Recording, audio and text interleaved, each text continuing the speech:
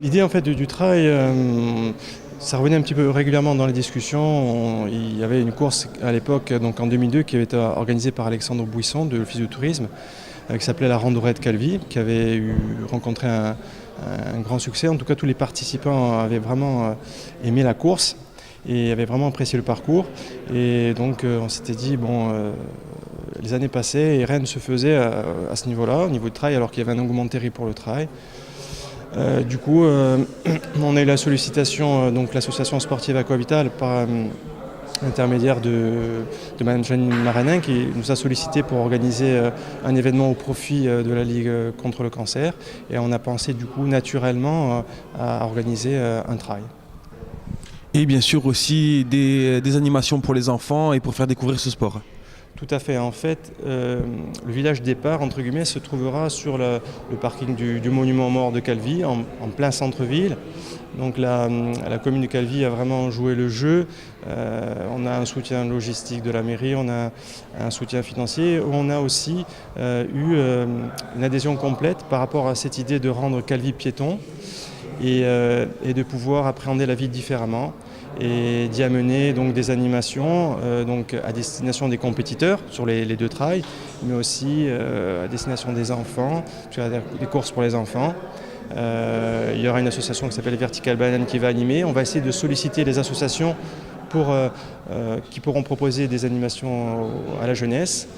Et on va aussi proposer des animations qui seront ouvertes aux non-sportifs, c'est-à-dire des parcours, notamment un parcours intramuros le samedi soir, en nocturne, qui sera non chronométré, qui sera sans classement, sans besoin de certificat médical, et qui pourra se faire du coup dans la convivialité.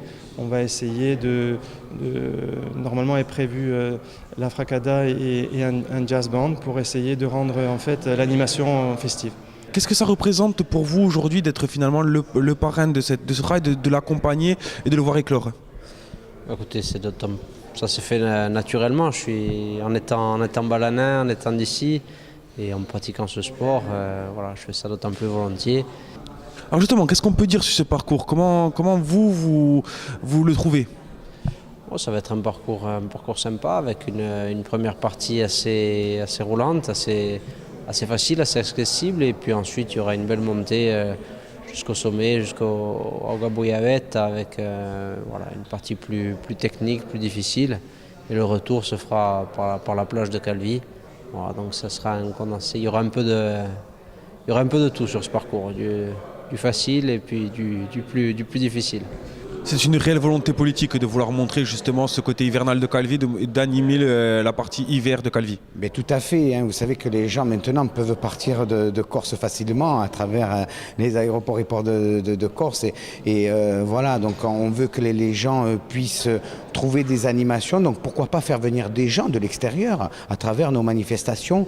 On l'a vu à travers le magazine Calvi la vie que Calvi propose du 1er janvier au 31 décembre énormément de manifestations. Mais c'est grâce aussi et surtout aux associations et aux gens et aux bénévoles qui font en sorte de faire ces manifestations dans notre ville. Et la ville de Calvi a toujours été accompagnatrice de ce genre de manifestations et on en est vraiment fiers.